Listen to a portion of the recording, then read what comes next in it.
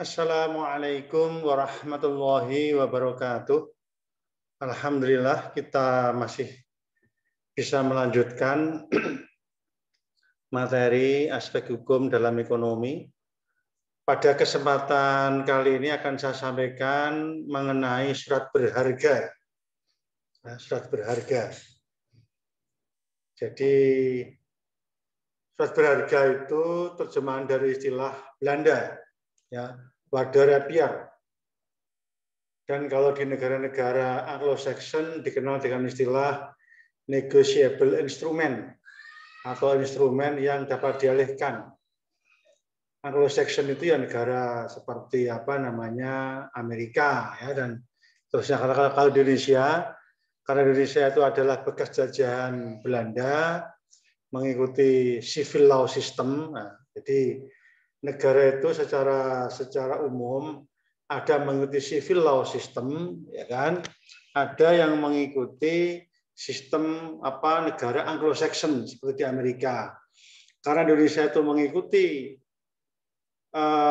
civil law system, karena ini merupakan bagian dari sejarah panjang, ya, negara Indonesia, ya, Waarderapier. Jadi surat berharga itu dimaknai surat yang mempunyai nilai, ya, papieren van waarde. Jadi sebagai kalau di negara-negara Anglo-Saxon itu sebagai letter of value, ya. Jadi surat yang mempunyai nilai, ya, yang punya nilai. Nah, ada beberapa terjemahan atau definisi. Orang mendefinisikan daripada surat berharga. Ini saya kutip dua tokoh dari Indonesia, juga dari Barat. Yang pertama dari Abdul Qadir Muhammad, mendefinisikan surat berharga adalah surat yang oleh penerbitnya sengaja diterbitkan sebagai pelaksanaan pemenuhan suatu prestasi yang berupa pembayaran sejumlah uang, tetapi pembayaran itu tidak dilakukan dengan menggunakan mata uang, melainkan dengan menggunakan alat pembayaran lain. Alat bayar itu berupa surat yang di dalamnya mengandung suatu perintah kepada pihak ketiga atau pernyataan sanggup untuk membayar sejumlah uang kepada pemegang surat tersebut. Jadi Abdul Qadir Muhammad ini mendefinisikan surat berharga itu sebagai suatu alat pembayaran, ya, alat pembayaran di dalam transaksi keuangan, ya, baik di perbankan maupun non perbankan, sehingga pihak-pihak yang bertransaksi itu tentu akan mendapat perlindungan hukum.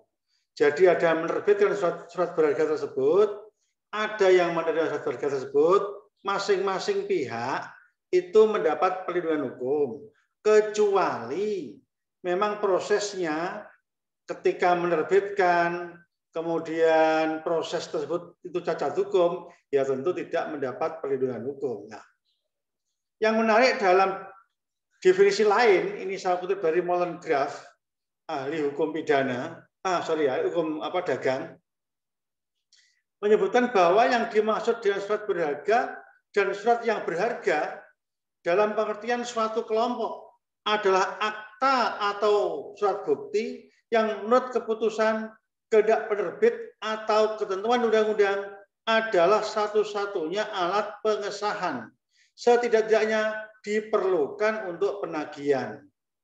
Jadi Molengraaf itu membagi dua. Jadi disebutkan surat berharga dan surat yang berharga. Ya, jadi agak membedakan meskipun mirip, ya. Kalau surat berharga itu adalah value sebagai alat pembayaran, mempunyai nilai, ya kan, mempunyai nilai.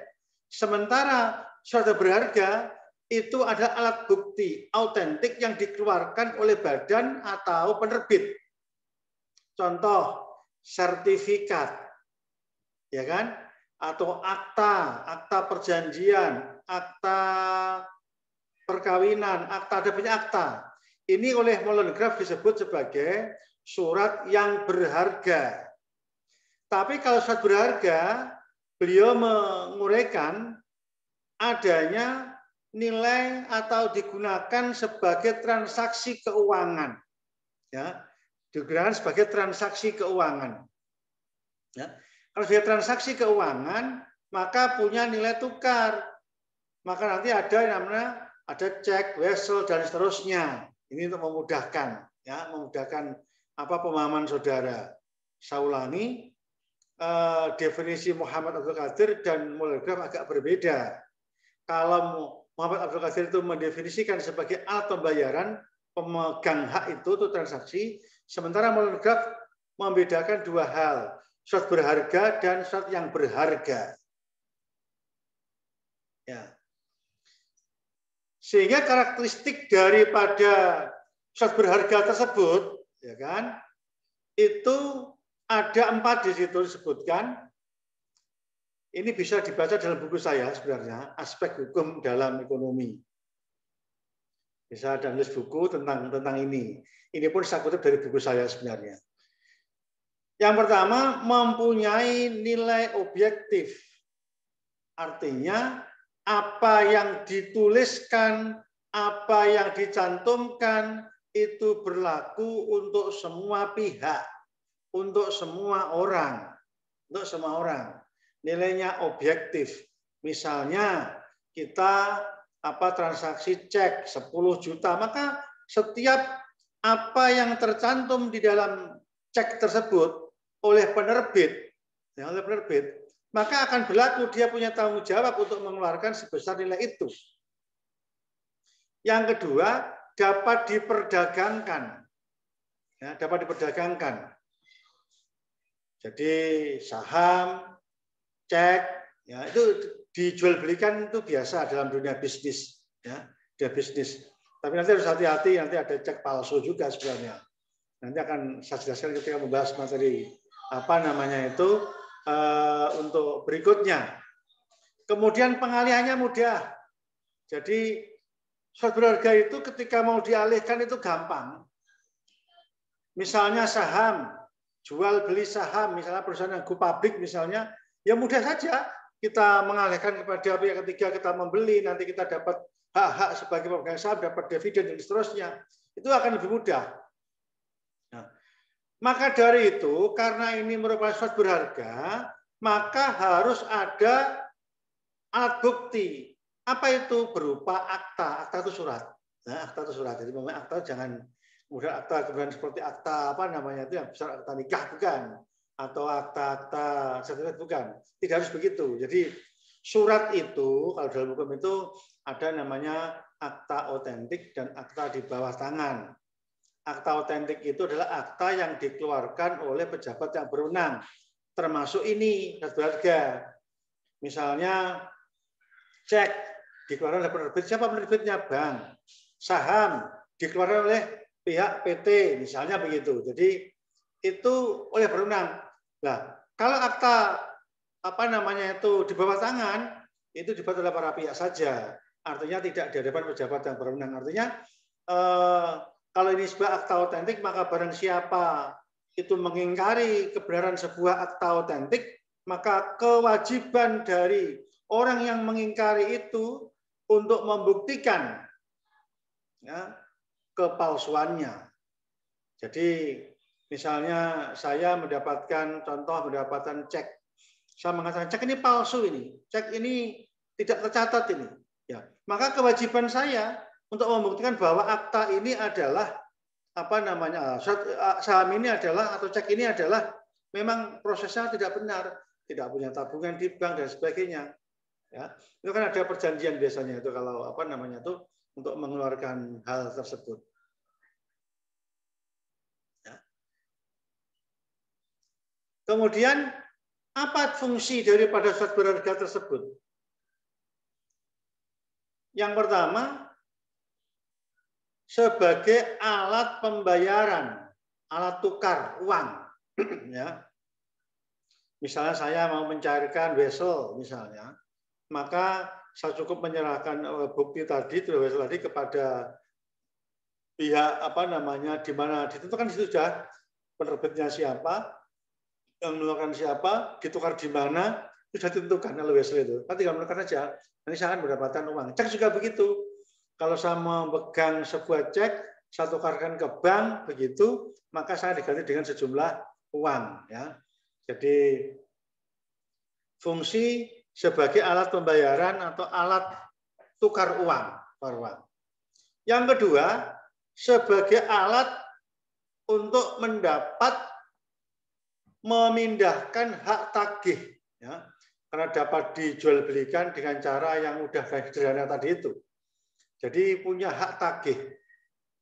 Artinya begini, misalnya saya sudah menjual saham, atau cek misalnya. Cek kan ada atau diolehkan pada pihak ketiga, maka pihak pemegang tadi itu pihak tagih. Untuk apa? Untuk memperoleh pembayaran sesuai dengan apa yang tercantum di dalam tulisan di dalam cek itu. Kalau saya dapat cek dari pihak ketiga, maka saya itu punya hak tagih. Untuk apa? Untuk memperoleh pembayaran berdasarkan cek yang ada di dalam tulisan ini. Saya tukarkan ke bank, maka bank tentu akan mengganti dengan sejumlah uang. Ya. Jadi saya punya hak tagih. Kemudian yang ketiga, sebagai surat bukti hak tagih. Ya. Jadi sebagai bukti hak tagih itu maksudnya adalah ini sebagai sebuah surat atau tadi saya sebut sebagai akta legitimasi bahwa pemegang kan nanti ada. Akta itu ada namanya, kalau dalam hukum perdata, dalam hukum ekonomi itu ada surat berharga atas tunjuk, atas bawa, ya. Atau orang membawa akta itu, surat itu berarti dia ada yang berhak untuk menukarkan. Atas tunjuk disebutkan di situ pasal 1612, 1613 Kitab Undang-Undang Hukum Perdata. Ya. Jadi ini sebagai legitimasi diatur oleh hukum. Jadi orang tidak bisa kemudian mengingkari. Tapi ya harus hati-hati memang. Terkadang itu kadang ada cek-cek kosong itu banyak sekali kasus itu ya dalam bidang perdagangan. Sehingga kita harus cermat ya, harus cermat. Nah, ini teorinya. Jadi dibaca nanti ini. Jadi sebenarnya begini. Teori ini adalah dalam rangka menjustifikasi tentang berlakunya suatu surat berharga. Ada 4 teori di situ. Misalnya teori kreasi, kreatif teori. Menurut teori ini, sebabnya surat berharga mengikat penerbitnya adalah kenapa kok itu menjadi punya nilai, pemegang punya nilai itu karena tindakan penerbit menandatangani surat berharga.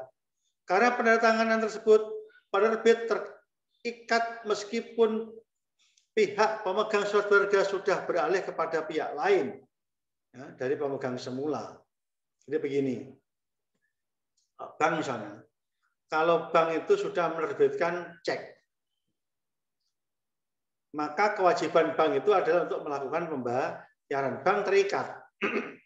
Meskipun cek yang saya terima dari pihak ketiga tadi sudah saya alihkan kepada pihak ketiga. Tetap dia punya kewajiban banknya tadi untuk melakukan pembayaran. Teori yang kedua, kepatutan. Radetelig-Heid teori Belanda ini. Heid itu hukum. Nah,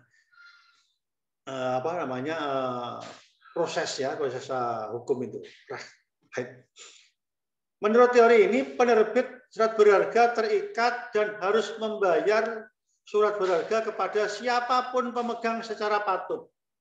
Maksudnya begini, memang prosesnya itu, pemegang memang dia layak menerima apa tidak. Ini teori kepatutan. Nah ini memang agak subjektif kalau ini. Ya. Tetapi prinsipnya, karena penerbit sudah mengeluarkan surat berharga, dia terikat untuk melakukan pembayaran itu. Kemudian ada teori perjanjian, Overeenkomst teori, ya. Menurut teori ini, penerbit surat berharga terikat karena penerbit telah membuat perjanjian dengan pihak pemegang surat berharga. Ya, misal begini, ketika kita bank dengan pihak pemegang surat berharga, itu sudah ada kesepakatan, ya, ada perjanjian yang ditandatangani oleh mereka, ya tentu terikat dengan pasal 1338 KUH Perdata. Ini sering saya sampaikan karena memang nanti di dalam di dunia pasar kerja, di dunia industri, di dunia perdagangan, itu pasti akan selalu ketemu dengan pasal-pasal ini. Jadi mereka terikat perjanjian antara dengan A dan B, maka bagaimana cara pengambilan keuangannya jadi sepakati kedua belah pihak. Atau teori penunjukan, Vertoning teori. Teori ini sebabnya surat berharga mengikat penerbitnya adalah karena pihak pemegang surat berharga tersebut menunjukkan surat berharga tersebut kepada penerbit untuk mendapatkan pembayaran. Itu penunjukan. Jadi siapapun yang memegang surat berharga, maka itu dapat ditukarkan kepada pihak yang menerbitkan untuk membayar sejumlah uang. Ini teori, jadi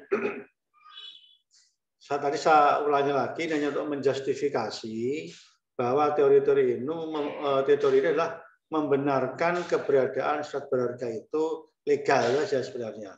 Jadi apa dia dari teori kreasi, teori kepatutan, teori perjanjian maupun teori penunjukan. Nah, ini jenisnya sekarang.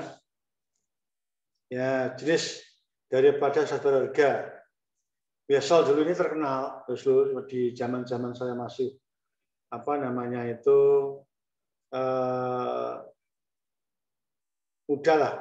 lama lah wesel ini.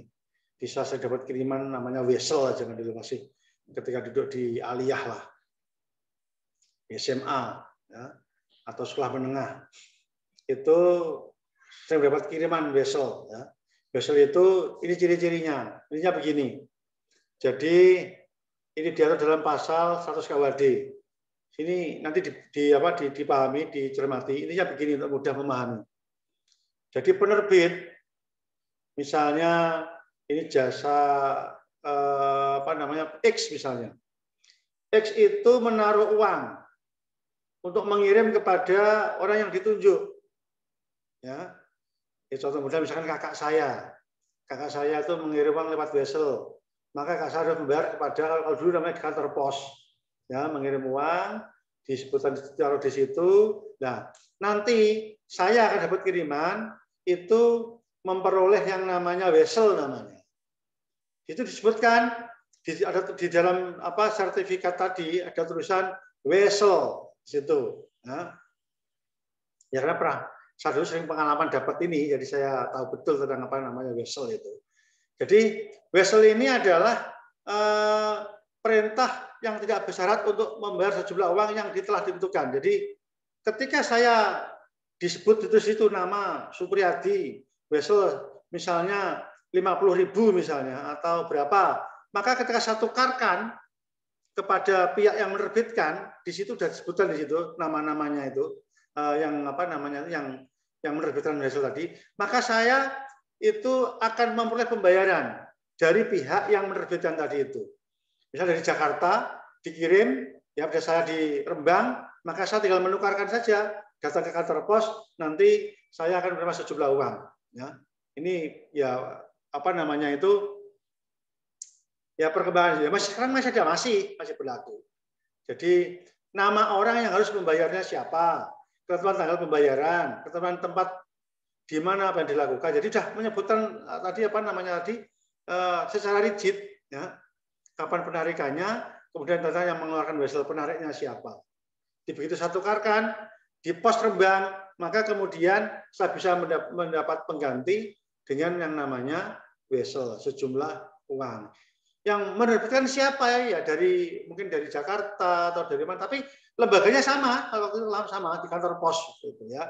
Jadi kantornya saya contoh konkret, kantor pos menerbitkan, kemudian saya malah menerima pembayaran itu. Ya, ada cek ya. Syarat yang harus dipenuhi oleh cek terdapat pada pasal 187 KUHD. Ini saya lupa membawa contohnya. Saya ada contoh cek. Ya. Di dalam cek itu ditulis di situ ada cek itu menyebutkan penerbitnya siapa, itu ada. Nama cek harus jelas tertulis. Cek apa sebutkan di situ. Ada perintah membayar sejumlah sesuatu uang tertentu. Ya. Kemudian badan hukum atau bank yang harus membayar. Ya, ini gini. Perbedaan cek dan wesel adalah bahwa cek merupakan alat pembayaran dan wesel merupakan alat penagihan dan alat kredit. Ya, tadi kan surat tadi saya mengambil uang tadi di pos tadi itu. Kalau cek kan tidak. Cek itu biasanya itu antara pihak yang melakukan cek sudah ada perjanjian bank dengan X misalnya.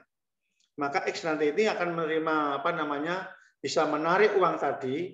Kenapa dia narik? Dia punya uang di bank itu. Nah, kemudian dia apakah dapat diadakan pihak ketiga yang mengambil? Dipersilahkan, boleh. Namanya atas bawah namanya. Membawa ya nanti yang disebutkan itu bisa mengambil. Ya, mengambil saya. Tapi harus hati-hati ya, karena cek ini kadang-kadang itu dalam transaksi perdagangan itu kadang-kadang seringkali muncul ada yang namanya cek kosong. Ini harus hati-hati. Cek kosong maksudnya bukan ceknya bukan. Dikeluarkan sesuai dengan ketentuan betul, ada suratnya betul, suratnya sesuai, ada tulisannya, sejumlah uang, jatuh tempo penarikan, mundur jatuh tempo tanggal sekian, itu kan sudah di situ. Tetapi ketika dicairkan ternyata tidak ada isinya, namanya cek kosong. Saya sebagai lawyer pernah juga dibayar cek kosong. Waktu dibayar 10 juta, ya kan. Kemudian satu karyawan ke bank waktu itu, ya saya menyebut nama banknya, saat ke situ kosong Bapak ini. Ternyata pihak yang memberikan cek kepada saya tadi itu rekeningnya di bank itu kosong dia. Sehingga saya tidak bisa menarik cek itu. Ya pertama ketika saya menerima cek ya senang dapat cek 10 juta zaman waktu itu kan. Dan saya tukarkan data kosong Bapak karena tanggal ini belum ada. Ini ceknya di waktu dikasih cek mundur namanya. Saya bisa mengambil nanti tanggal sekian. Tanggal sekian. Nah, tanggal itu pas hari hanya saya cairkan. Ternyata tidak bisa saya cairkan. Kenapa? Ceknya kosong. Kenapa kosong? Karena pihak yang punya perjanjian bank dengan pihak yang memberikan saya tadi itu dia tidak punya tabungan di situ, tidak punya nilai di situ, tidak punya giro, tidak punya tabungan di situ, sehingga bank tidak berani mengeluarkan itu. Ya namanya cek kosong. Yaitu seringkali terjadi dalam transaksi di dunia perdagangan. Harus hati-hati nanti saudara ketika bertransaksi dengan menggunakan cek ini ya sebagai alat pembayaran. Harus dicek betul memang benar-benar ada isinya. Ya.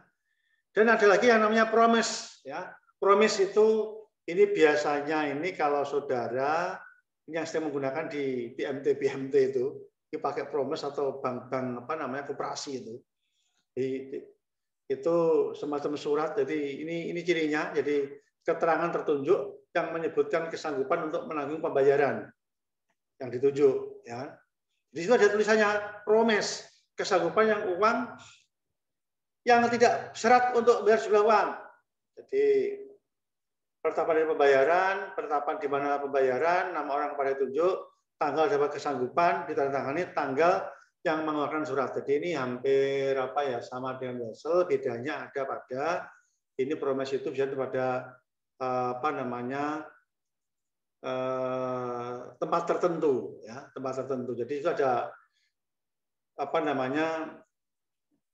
nama yang ditunjuk kesanggupannya itu surat. Jadi ada namanya promise lah, promise. Jadi kapan pembayarannya? Ini ada varian jenis-jenis saja. Kita penggunaannya tergantung masing-masing pihak mau memakai yang apa. Ya, ada surat sanggup sekarang ini dalam perjanjian kredit biasanya ini atau utang piutang. Ada kata-kata surat sanggup. Ya. Kesanggupan tidak bersyarat untuk membayar jumlah uang. Ya. Kemudian penetapan tempat pembayaran sama tanggal penerbitan, ya surat accept, salah ketik itu, surat accept namanya. Nama orang yang kepadanya atau orang lain yang ditunjuk olehnya pembayaran dilakukan. Jadi dia sudah menerbitkan, maka dia kesanggupan untuk membayar. Surat sanggup kapan? pembayarannya sekian, tanggal sekian. Itu ada ya semacam surat begitu, dan kita punya kewajiban untuk melakukan pembayaran kepada yang menerbitkan. Ya. Nah, kalau ini kwitansi, ini jelas kwitansi. Jadi mungkin kalau kita sering menerima kwitansi, harus ada tanda tangan pembuatnya atau yang membuat, yang mengeluarkan, dinyatakan pengakuan dan telah menerima sejumlah uang, telah terima sejumlah uang dari X sebesar sekian. Ya. Kemudian jumlahnya berapa? Siapa penariknya? Si X misalnya. Jual beli misalnya itu jual beli, nanti ada dapat kwitansi. Kalau ini saya tidak perlu saya jelaskan secara detail ya, karena ini sudah sering kali saudara melihat ya tentang yang namanya kwitansi. Ya. Kasih tanggal ya. Konosemen, surat kapal ini, surat di mana pengangkut, kapten kapal, menerangkan bahwa ia telah menerima sejumlah barang untuk pengangkutannya ke suatu tempat dan menyerahkannya di sana kepada seorang atau wakil, ya, kuasa ordernya, segala sesuatu dengan syarat-syarat serta ongkos-ongkos tertentu. Nah, begini, konosemen itu surat jalan, Jawa ini, surat jalan kapal itu loh. Kapal bawa barang, ya kan, barang. Itu surat-suratnya. Dikirim kemana? Ke kota Surabaya. Makanya Surabaya nanti itu dia membawa namanya surat konosemen namanya. Ya. Izin angkut. Nah, izin angkut gampang. Surat pengangkutan. Itu bisa dibawa oleh kapten kapal biasanya itu. Berapa box, barang apa, ini pengangkutan, serahkan kepada tempat mana. Nah, suratnya itu menyerahkan kepada siapa? Itu namanya konosemen. Ya, sahabat ini ya, konosemen namanya. Ya, ada biliat giro. Ya, biliat giro. Ini kalau saudara sebagai seorang akuntan, ya ini mungkin akan akan sering ya ketemu ini ya. Surat perintah tanpa syarat dari penerbit untuk memindah bukukan sejumlah uang yang ada pada bank di mana penerbit memiliki rekening giro dan dana dalam jumlah yang cukup. Dana tersebut dipindah bukukan atau ditransfer ke rekening, baik pada bank yang sama atau pada bank lain, milik pihak yang namanya tercantum dalam biliat giro. Itu memindah bukukan. Jadi teko bank misalnya Bank BRI dipindah bukukan kepada Bank BNI, misal saja. Ya cukup rekening saja, tapi otomatis nanti, ya, otomatis nilai uangnya, hak tagihnya sudah ada di sana, dipindah bukukan, dialihkan, namanya biliat giro. Itu salah kata ya, bukan biliat ya, biliat giro, ya, giro biliat, ya, di memindah bukukan dalam sebuah transaksi. Ya, ada travel check, ya, cek perjalanan. Ini sebenarnya sama dengan cek tadi, cuman ini biasanya itu pihak penerbit itu sudah bekerja sama dengan beberapa kantor-kantor cabang. Jadi untuk orang bepergian jauh tidak perlu membawa uang tunai, ya, karena bisa membeli cek perjalanan dari bank devisa. Cek ini bisa dituangkan pada bank-bank tempat yang didatangi. Ini sudah kerjasama misalnya itu. Oleh bank yang menjual tertentu diberi keterangan bank-bank mana cek perjalanan itu dituangkan atau dicairkan maksudnya. Ya, kembali perjalanan, cek perjalanan yang tidak dipergunakan lagi akan dikembalikan kepada pihak bank penjual dengan menerima kembali uangnya. Jadi kita taruh bank, cek perjalanan, nanti biar kita tidak bawa cash. Ini hanya salah satu model ya. Nah, karena ini ada banyak model sekarang itu pakai ATM macam-macam. Tapi surat berharga ini masih dimungkinkan dan masih banyak di dalam transaksi keuangan. Jadi ketika kita ke mana-mana itu tidak takut kehabisan uang, pakai travel check itu atau cek perjalanan, tinggal mencairkan di bank mana sebagainya, itu kita tinggal nanti akan memperoleh pembayaran dari bank tersebut. Ya. Berikutnya namanya saham, ini sudah jelas ya. Saham itu salah satu bagian dari terbentuknya sebuah PT, ya, perseroan terbatas. Di PT itu cara pembentukannya kan terdiri atas saham. Ya, tergantung saham nanti ini ada sebagai pemegang, ya, ownership interest, ya, untuk kepentingan. Jadi suatu bagian dalam perusahaan yang merupakan kepentingan kepemilikan dalam bentuk benda bergerak dalam suatu perusahaan yang biasa tercipta setelah memberikan suatu kontribusi tertentu kepada modal perusahaan tersebut. Nah, intinya beginilah, ini saya jelaskan saja. Jadi ketika orang akan mendirikan sebuah perusahaan, itu ke dalam istilah hukum ada namanya in-bring. In-bring itu pemasukan. Kepada apa? Kepada apa namanya perusahaan itu, namanya perseroan terbatas. Dulu namanya sero dulu di kalau dagang, misalnya namanya saham.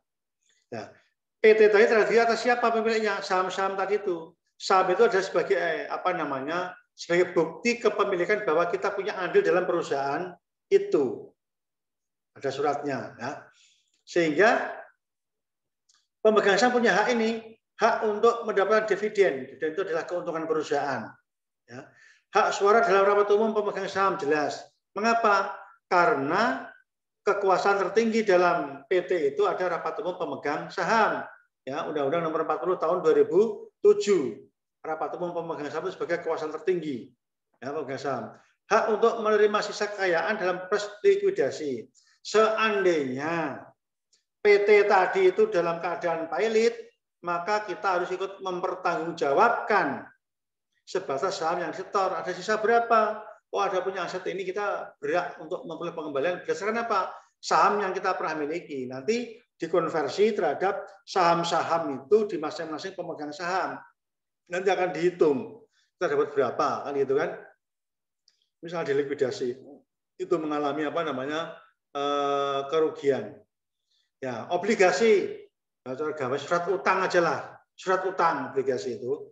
Dan nanti kan saudara yang sebagai auditor nanti akan sering ketemu dengan yang namanya obligasi. Yang dibaca, ya, dia merupakan surat pengakuan hutang berjangka panjang, jangka waktu lebih dari 1 tahun. Dengan bersuku bunga tertentu diterbitkan oleh perusahaan yang menarik dana dari masyarakat. Ya, jadi nama surat utang, ya, surat utang. Jadi saya perusahaan X mengeluarkan surat utang kepada siapa dan nanti bayar. Nanti pemegang obligasi ya punya hak untuk apa namanya membayar. Nanti dia berhak membayar lagi, punya kewajiban, ya, kewajiban karena dia mengeluarkan obligasi. Ya, kalau sekarang kan ada di syariat ada namanya sukuk, ya kan? Ya, ini cepat. Kemudian ada commercial paper. Ya, ini sama sebenarnya, surat pengakuan hutang tapi jangka pendek. Ya. Jadi surat berharga berupa pengakuan hutang berjangka pendek. Ya. Jadi 2 hari sampai 270 hari yang dikeluarkan oleh suatu perusahaan sebagai peminjam uang dengan pihak lain sebagai investor yang mempunyai dana segar untuk membeli obligasi tersebut. Ya. Dan surat berharga tanpa memberikan jaminan utang. Diberikan dengan memberikan sebuah bunga. Jadi perusahaan itu, misalkan mereka perusahaan, untuk mendirikan tadi dia tidak punya modal, dia bisa melakukan yang namanya obligasi, commercial paper, atau tadi obligasi jangka panjang, yang ini adalah dalam yang jangka pendek. Jangka pendek.